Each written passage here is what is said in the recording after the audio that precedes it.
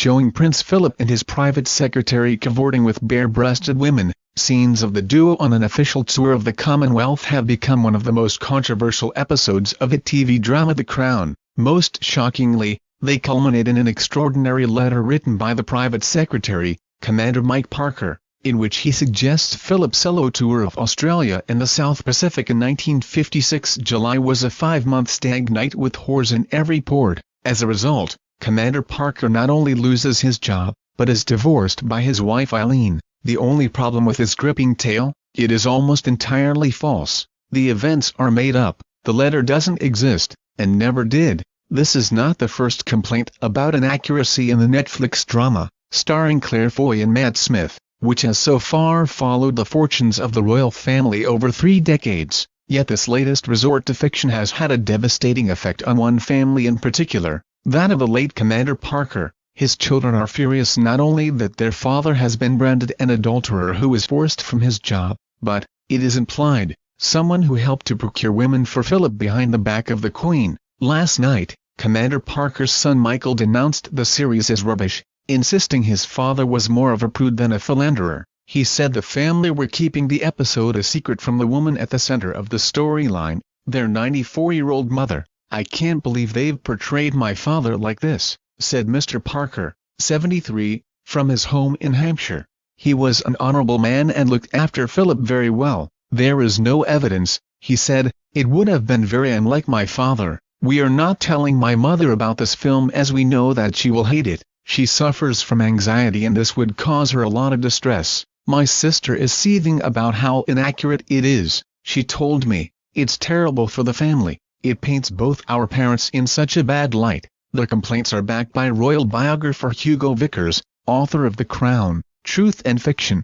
"The invention of false information and the distortion of facts in The Crown is deeply damaging, because a great many viewers believe what they see to be true," he told the Mail on Sunday. However, this one not only undermines the reputations of important historical figures, it is also hurtful to private citizens who are portrayed on screen, and in this particular case are very much alive. The Netflix drama concentrates on the Prince's 1956-7 tour and its immediate aftermath. In particular, it suggests that extracts from Commander Parker's letter to society photographer Sterling Henry Nahum, known as Baron, were read out to the Thursday Club, a dining club that included Prince Philip. Although greeted with raucous laughter, the letter sets off a chain of events. A waitress at the club hands it to Parker's wife Eileen, who is supposedly looking for grounds to divorce her husband. She, in turn, shows it to the Queen when she visits Mrs. Parker unexpectedly at her London home. There is then a fabricated scene on board Britannia,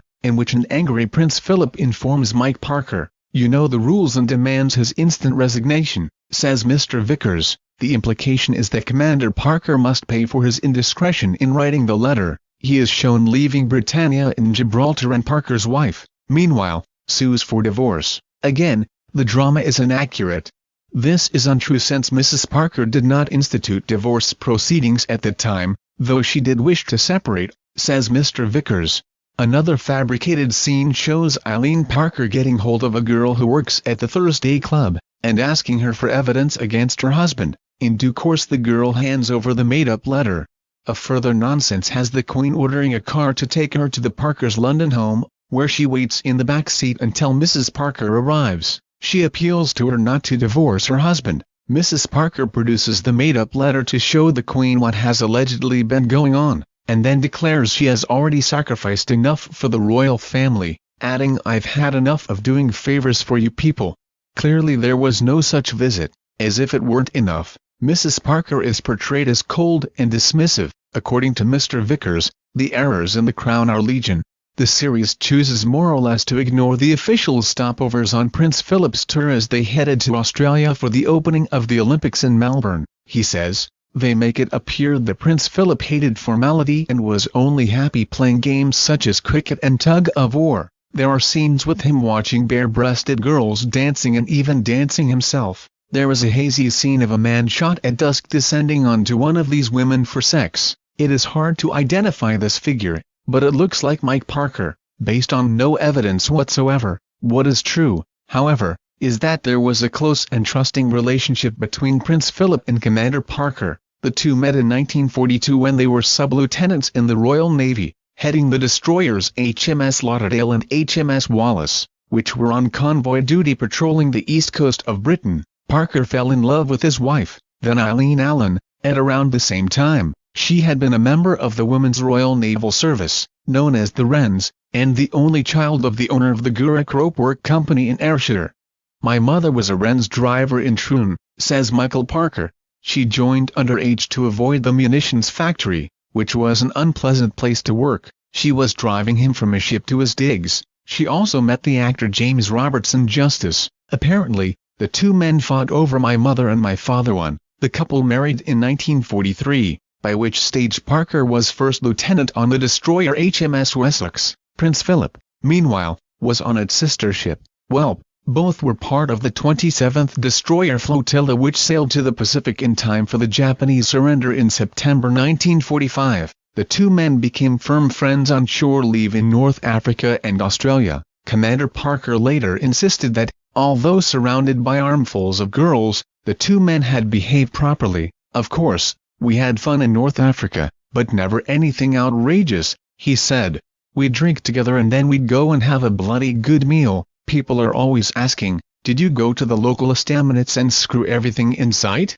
And the answer is no, it never came into the picture. There was so much else to do. For the next decade Parker was present at the most dramatic moments in the prince's life, accompanying him to Monte Carlo to pick up his late father's effects in 1946, attending his stag do in the Dorchester in 1947 and playing squash with him on the night Prince Charles was born in 1948. The same year, Commander Parker made Philip godfather to his daughter Julie, who is a week younger than the Prince of Wales. Parker was present on the night that then Princess Elizabeth became Queen, breaking the news of King George Virgin Islands US's death to the Duke of Edinburgh, at Sagana Lodge. After a night at treetops in Kenya, the prince, in turn, told the Queen, "Our families got on well," says Michael Parker.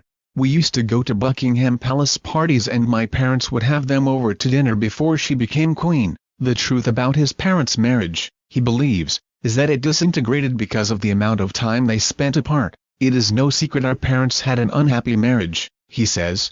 "When you worked for the royal family then, it was a 6-day-a-week job. Their divorce was a huge cause célèbre. I remember being at prep school and they had a battle to keep the newspapers away from me. Divorce was very difficult in those days and my father did the decent thing and provided the grounds for my mother to divorce him. He made an appointment with a photographer who caught him in bed with another woman. Equally he does not believe rumors that the Duke of Edinburgh had dalliances on tour. I never heard any evidence of that," he said. "My father was quite prudish. I have subsequently learnt that Prince Philip and my father had enemies in the palace. I think there was a lot of snobbiness going on and the rumors stem from there." As Commander Parker spent more time with the royals, so his marriage disintegrated, and his wife sought a separation. It was not until 1958 that they formally divorced, on the grounds of his adultery at their home in Smith Street, Chelsea. Custody of Michael, then 13, and Julie, 9, was awarded to their mother. By then Parker, who died in 2001, had tendered his resignation, which was accepted by Prince Philip. Thank you for watching.